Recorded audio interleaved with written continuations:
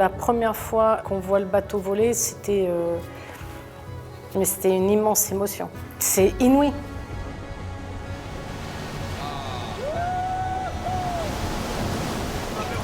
Parce que, vous doutez, il faut imaginer 2 ans de discussion et de modélisation computer. Donc c'est vrai qu'à chaque fois je voyais le bateau voler sur l'écran, il volait, il se levait, il bougeait, etc. Sauf que ça c'est théorique.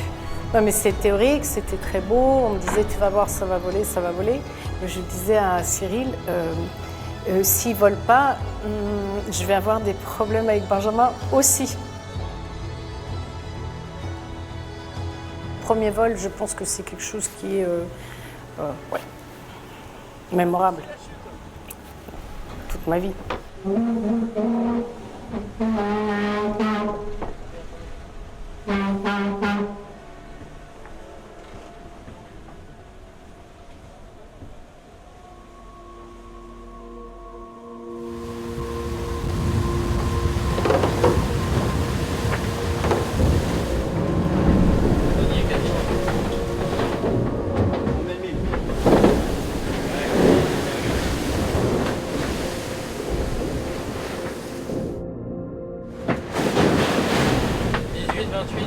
Un peu avant quand même. Il est dans 2 minutes 50. Bon, tu peux commencer à mettre l'heure déjà. Monter.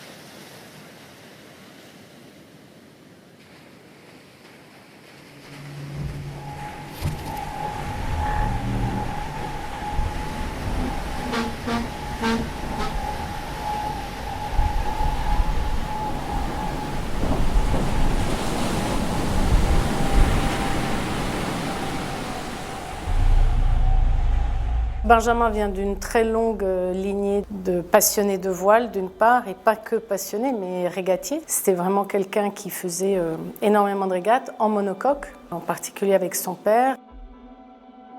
Quand il a vu les premiers multicoques, c'était vraiment quelque chose qui l'intéressait énormément. C'était très disruptif à l'époque, beaucoup plus rapide que les monocoques.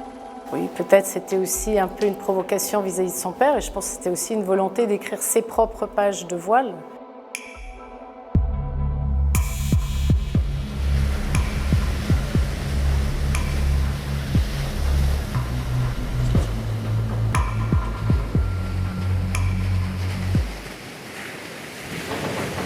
Pour le temps de Ouessant Bonne-Espérance, en jour 9h53, ce qui est le meilleur temps jamais établi.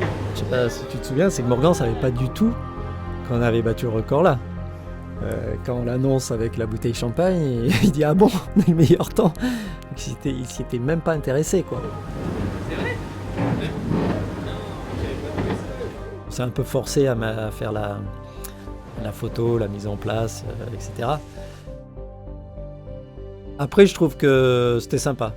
On l'aurait pas fait si tu nous avais pas demandé de le faire, quoi. Mais c'était un bon moment. On a ouvert notre bouteille de champagne, c'est toujours bien de se féliciter d'un truc qu'on a bien fait. On voit pas au volant, alors.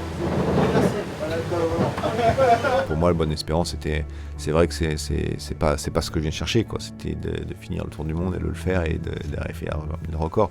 C'est toujours sympa d'avoir un temps de référence, mais bon, c'est pas ça. Et je pense que ça devait correspondre à un moment, effectivement, où j'étais pas satisfait du bateau, de la façon dont le bateau avançait. Et quand je fais comme ça, c'est vrai que je peux être... Ça peut me mettre de mauvaise humeur, effectivement, c'est possible. D'être moins ouvert aux sollicitations médiatiques. Il y a un temps intéressant, c'est Équateur à l'Espérance. Elle était dure la barre, toi aussi? Ça dépendait, quand je poussais un peu plus, elle la rendait plus. il y avait eu le décès de Benjamin quelques jours avant, donc c'était ça. C'était un peu symbolique, mais c'était un premier record qu'on était content d'offrir à la famille. Benjamin de Rothschild, c'est quelqu'un qui était très impliqué finalement dans tout ce qu'on fait aujourd'hui. Il est à l'initiative de ce bateau et je crois que ce trophée Jules Verne, c'était un rêve pour lui. Je pensais beaucoup à lui à ce moment-là, parce que voilà, c'est quelqu'un qui est capital pour notre projet et puis qui est à l'origine de toute cette écurie Gitana. Sans lui, ça n'existerait pas, quoi. Être capable d'aller aussi vite sur les océans avec une énergie qui est le vent et qui est disponible pour tout le monde, c'est assez fabuleux. Il faut des visionnaires et des précurseurs et on a vraiment de la chance d'avoir croisé son chemin et de continuer l'histoire aussi à travers ce trophée Jules Verne.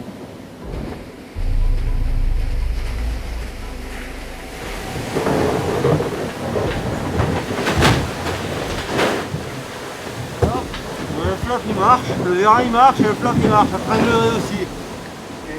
Est-ce que tu peux observer l'aile de raie visuellement là? Ouais, ok. Ça. Regardez, voir. Ouais. Tu crois que je la vois? On a pris notre longueur vers le sud, derrière la première dep. Et là on est entre deux dep, on attend la seconde. Donc le but c'était d'aller assez sud avant d'attendre que le vent revienne plus à droite. Et refaire un bord direct vers l'est. C'était un peu le grand saut, quoi. C'était un peu le grand saut et finalement le gros de l'aventure démarrait, quoi. Il reste à prouver encore que ces machines volantes sont capables justement de faire ce tour du monde en mode volant. Et ce passage-là, il est quand même important. Il fait partie d'un gros casse-croûte dans ce trajet. Le tour du monde à la voile, je pense que c'est le Graal absolu. Je suis très consciente du challenge, de la difficulté, des incertitudes. C'est une source d'inspiration très très forte. Quand vous laissez partir ou vous faites partir des gens dans l'inconnu. Ça va Ariane? Ça y est, on les largue. Et là, ils partent sur Ouessant. On va dire au revoir au bateau et on vous embrasse, Ariane. Ok.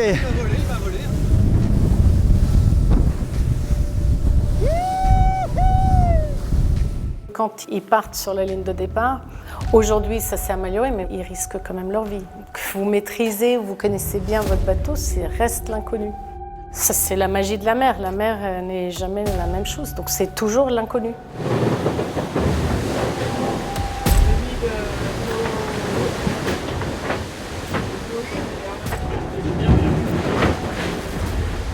On a l'impression d'être dans un grand manège. Ça accélère, ça désaccélère, ça accélère, ça désaccélère. Il faut toujours s'accrocher. Il y en a certains qui ont quelques traces d'impact.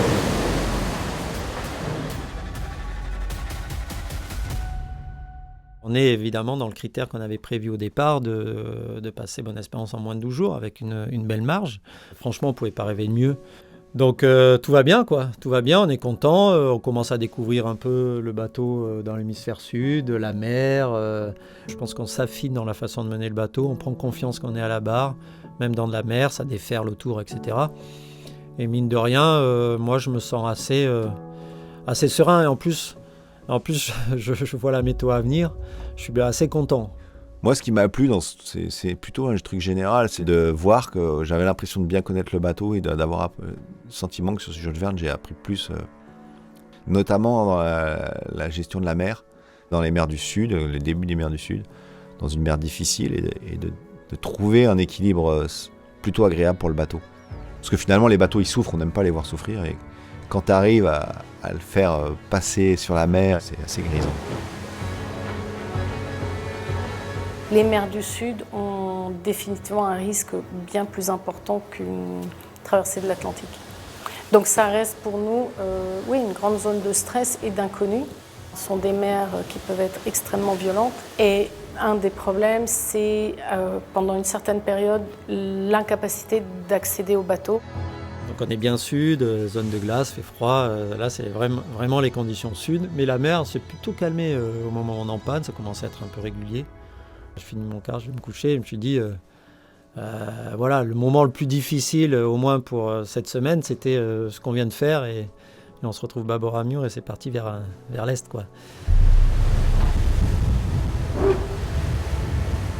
J'étais de quart avec Morgan. Et Morgan commence à me parler de towing. Je voyais bien qu'il y avait un truc anormal, alors j'ai demandé s'il n'y avait pas réglé au towing, non ?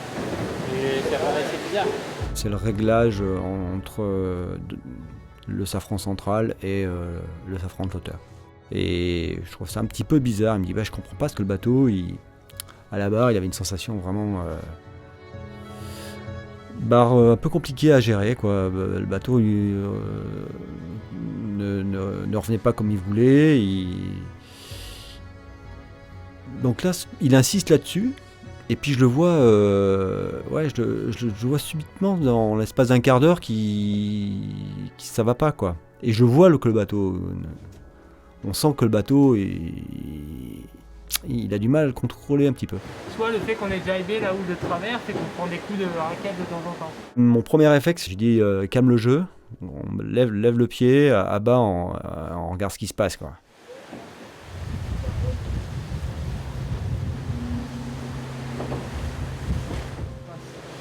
Je vois ce qui se passe au niveau de la tête. Si c'est au niveau de la tête, ça je peux la voir par l'arrière. Le moindre truc pété, comment on bosse là-bas, quoi.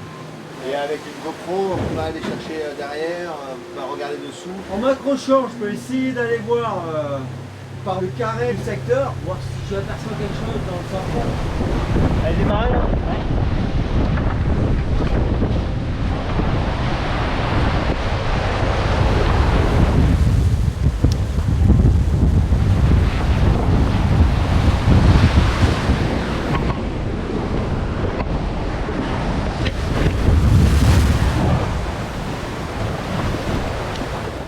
On rapporte les images, on regarde tous ensemble les images et on voit ce qui se passe, quoi. La mèche est cassée.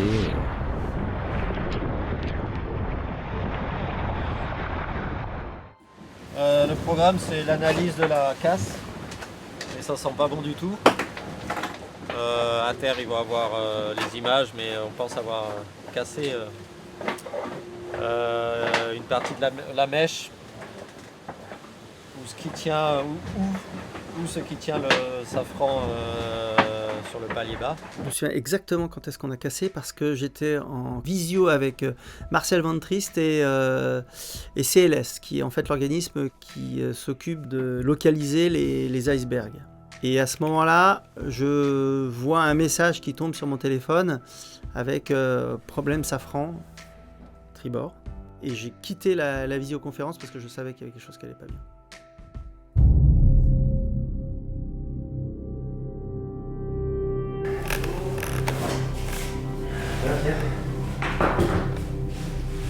C'est un moment où j'avais pas de réseau pendant une demi-heure, je reprends mon téléphone.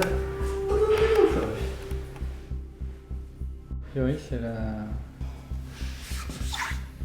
mèche du safran de flotteur. Ouais, voilà. Ouais.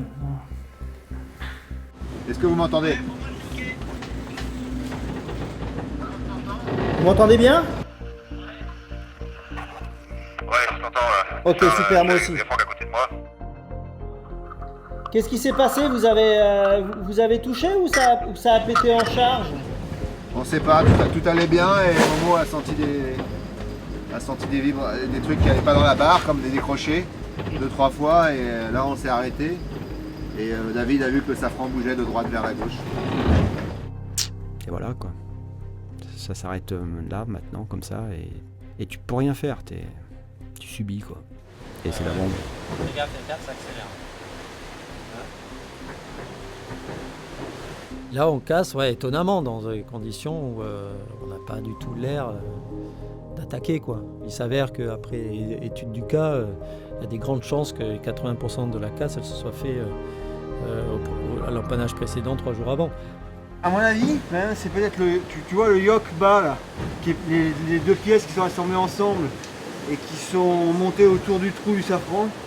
Et ben à mon avis, c'est passé à travers. J'étais convaincu que le bateau était prêt et qu'on allait y arriver et qu'on avait fait le tour de la question. Et on se rend compte qu'on découvre encore des soucis.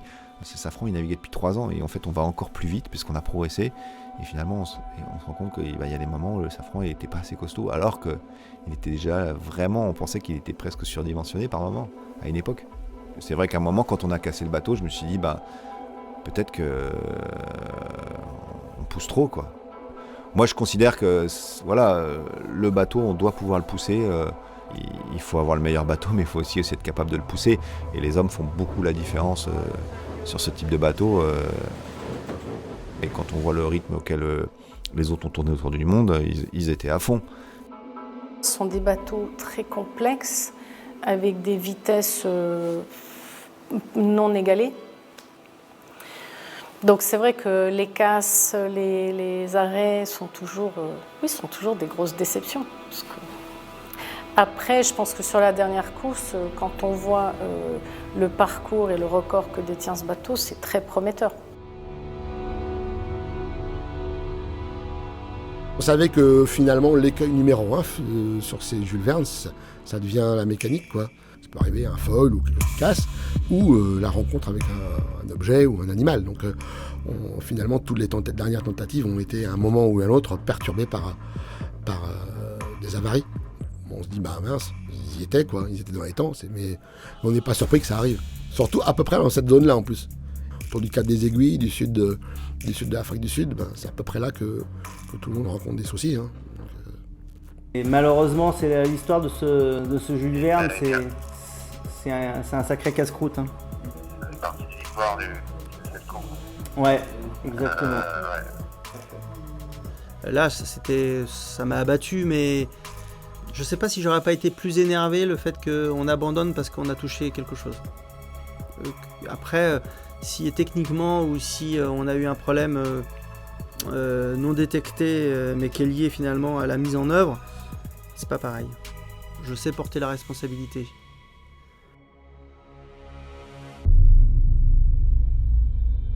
C'est une frustration quand même notre arrêt parce que si on regarde bien avant qu'on casse, on fait un bon temps à Bonne-Espérance. On sait que dans 2 jours, on est à Kerguelen. On sait que dans 5 jours, on arrive en Australie. On connaissait pas le Pacifique, mais on avait un super Indien, quoi. Qui s'enchaînait bien, quoi. Là, il y a tout qui tombe en fait.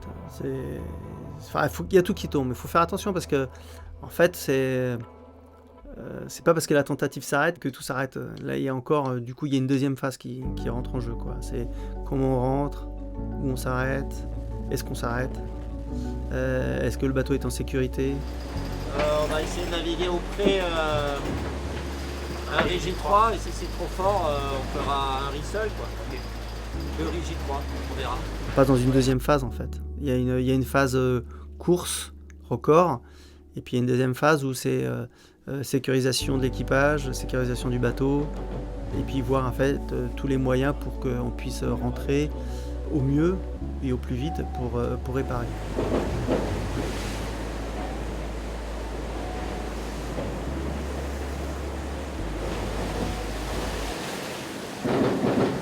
Tous les hivers, refaites-nous ça, quoi. Avec 1, 2, 3 bateaux, au même titre que les grands événements comme la Route du Rhum, comme le Vendée Globe, tous les hivers, que le Jules Verne rentre dans le rythme de ces courses perçues par le public, et puis qu'on y ait les ingrédients du suspense, de l'intox, et de la performance, des histoires racontées, et puis des 40e rugissants, etc. Et puis que tous ces bateaux-là, un jour, arrivent au bout et fassent tomber des records. Faites-nous ça tous les hivers. J'ai hâte d'y retourner, mais j'ai hâte aussi d'être en course, j'ai hâte d'avoir les nouveaux bateaux à l'eau, de voir les bateaux récents évoluer et de se battre face à une concurrence encore plus forte, parce que finalement, nous, on aime la course, mais j'ai hâte de retourner battre ce record, et je crois plus qu'avant. Dans ma tête, aujourd'hui, le Jules Verne, c'est un truc que je veux faire.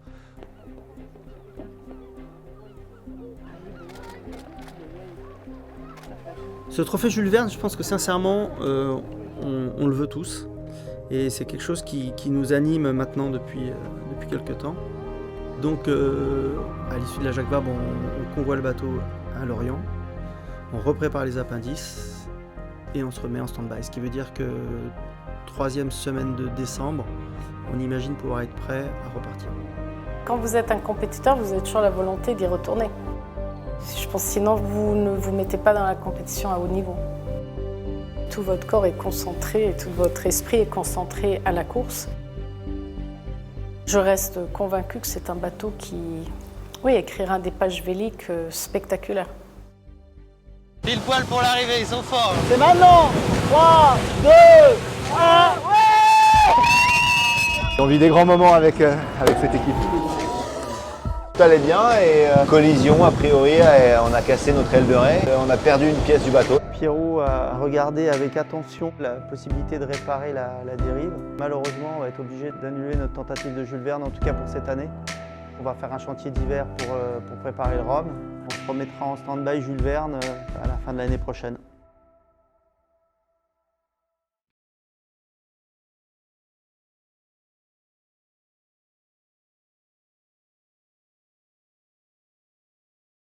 Yeah, I feel like a monster, and I'm just here to haunt you.